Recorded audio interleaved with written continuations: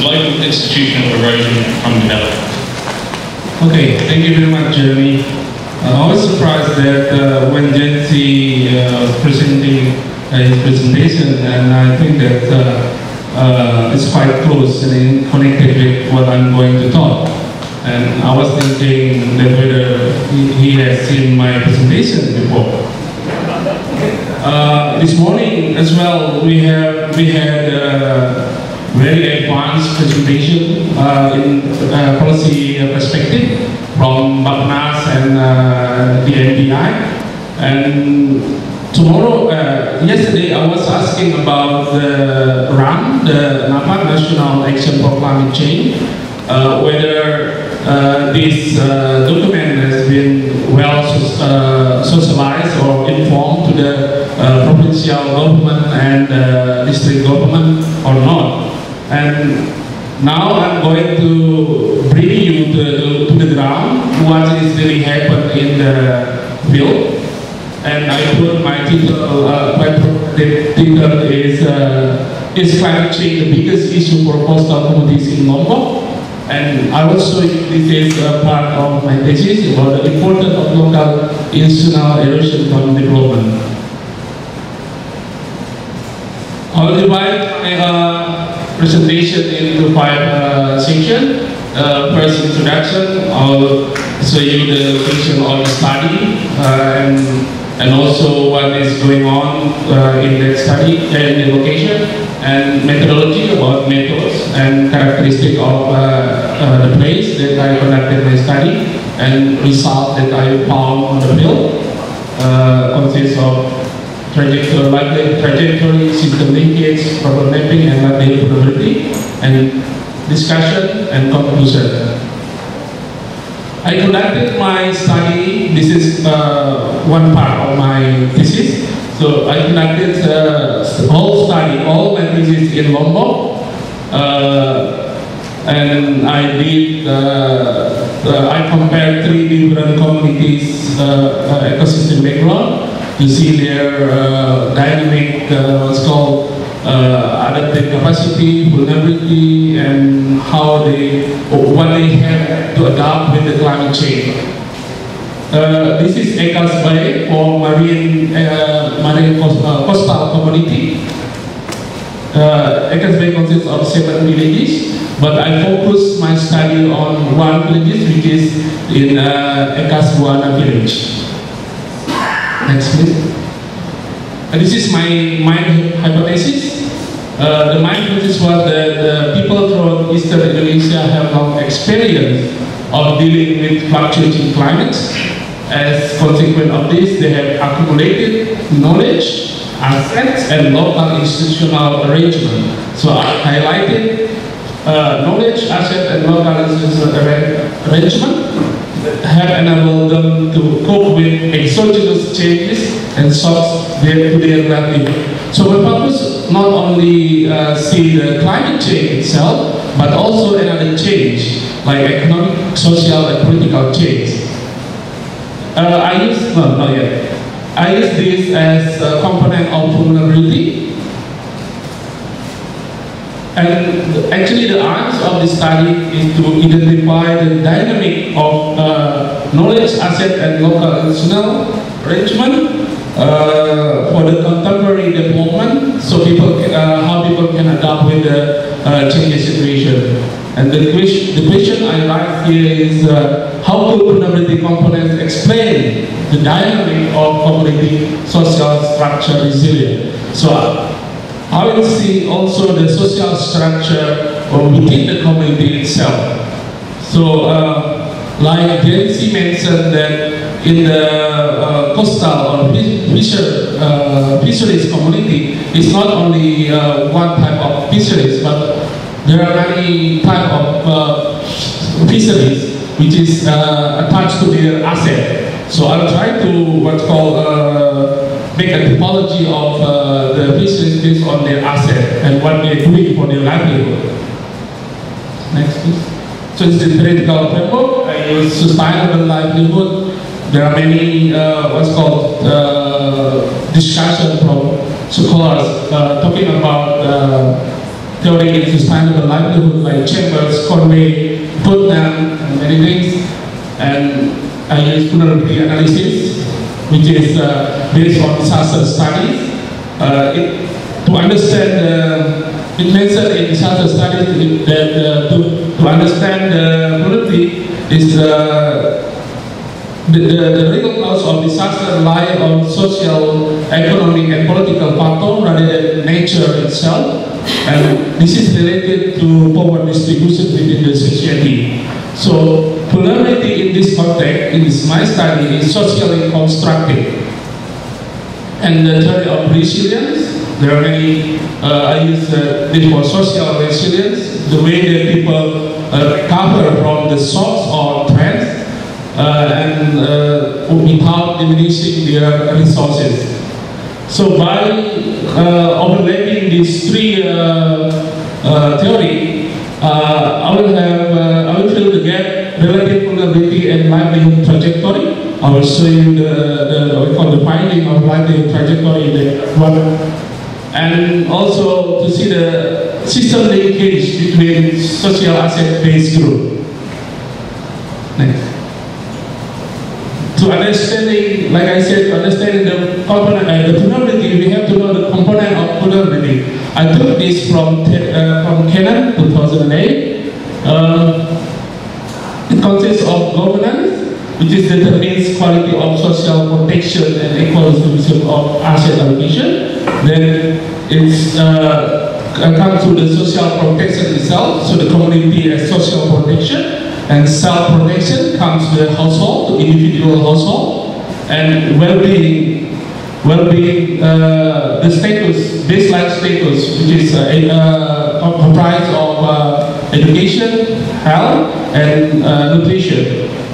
And all of these components come to the livelihood strengths and resilience. So this is to start. All of these must interconnected to each other will form sustainability livelihood. So if you have bad governance, it will reduce social protection, and also it will reduce the self-protection itself. So so forth. So it will influence one of the components.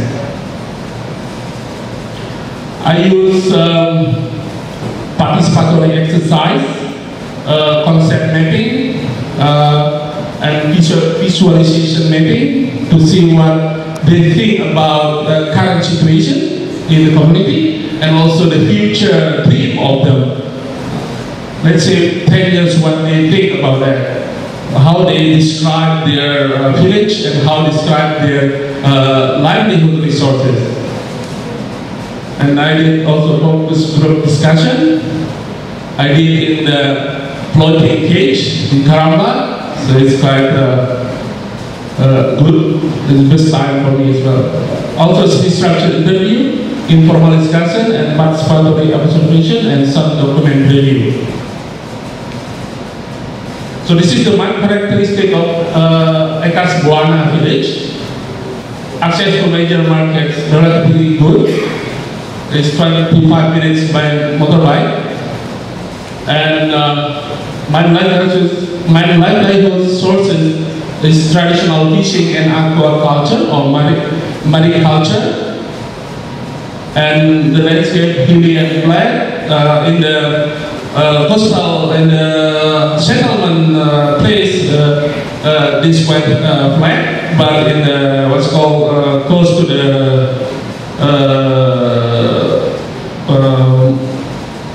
close to the hilly, close to the mainland is quite hilly, and climate, the rainfall is quite low, and infrastructure very poor road construction, no electricity, no clean water. So I stayed there for 1 week just for the salt water when I took a bath.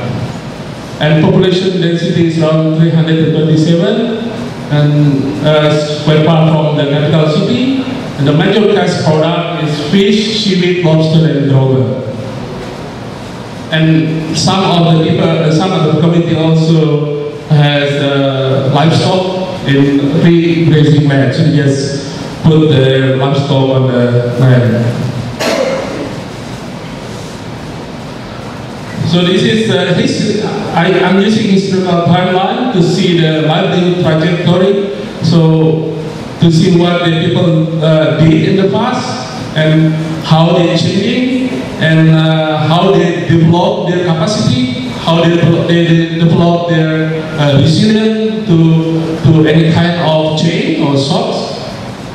Actually, there are 5 important. I'm sorry, it's quite small. There are 5 important stages. In Ekas Buana, the community in Ekas Buana formerly was agriculture community. Before 1910, they all agricultural communities. They just came to the what's called the coastal place to catch the fish when the good season for catching the fish, and then learn how to make a boat and everything. And in 1920, they established what's called settlement in Ekas Buana and tried to learn how to be a fisherman or fishers. And this is what happened in 1970 and 1969. And the good thing is in 1980 there was seaweed cultivation introduced by one big company in Lombok. So they trained the fishermen and they provided what's called material for cultivating the seaweed. And started from there, they can increase their income and their asset as well. So I put asset accumulation period in that time. So they learned how to cultivate seaweed. And in 1997, lobster cultivation was started using natural nursery. So they learned how to cultivate lobster and how to make a good quality of lobster by learning the nutrition. And also in 2005, they're learning how to make a sustainable fishing from fishermen from Madura. They call it mogok, so it's like using spears to catch the fish instead of just using big net. And in 2012, by preparation, they learned how to develop method to get lobster seed. So they produce their own lobster seed instead of just buying from outside. So this shows that the fluctuation of their capacity from not become what's called coastal or sea person to become a fisherman. Sorry, continue this. And also I categorize this stage to be transforming stage, learning stage, and developing stage, and until now. This is the situation of the village. That's the very poor sanitation. The well there is not. Okay, it's not from clean water but salt water. Next, and this is what we call the coastal area. Next, please. And I also try to make the coastal load diagram to see how the social structure. Well, I have to stand to speak. Yeah, this is the social structure. I divided from group with floating fish cage and small boat, group with a small and fish net and collector, who depend on the harvest the catching of the fish, and community depends on labor and income. Thank you. And I found this is the similarity of coping strategy. So the people with fish cage and small boat has a good connection to middlemen, saving utilization. They can invest to another resources. So when the difficult condition, when there is a big wave, tidal flooding, they can use their saving, but not for these three groups. But in fact, they have similar coping strategy. And this is what's called environmental asset they have. And surprisingly, when I asked about the problem, what they think the top issue for their livelihood, many groups say mariculture, this is extreme weather. Yes, they acknowledge that climate change or many climate variability as the problem. But in one group, none of them talking about climatic issue. And using the component of vulnerability, I found positive and negative improvement or progress information in the ECAS Buana. It's like here, livelihood strength resident, they have innovative coastal nursery, develop sustainable fishing method, but here they still have low level of health, nutrition, and education because of lack of development. And this is local institution development in Kasbana. So they have several types of local institution. Still there? I'm running. They have Banyak, Isiru, religious group, but this is potential erosion from development materialism oriented case delivery program like spray current, what called balsam today. And they have traditional conservation. They use local regulation, what they call as abe-abe, and unwritten rules and belief, and also the fishing for mission group. And next. And this is really important to build the adaptation in the future.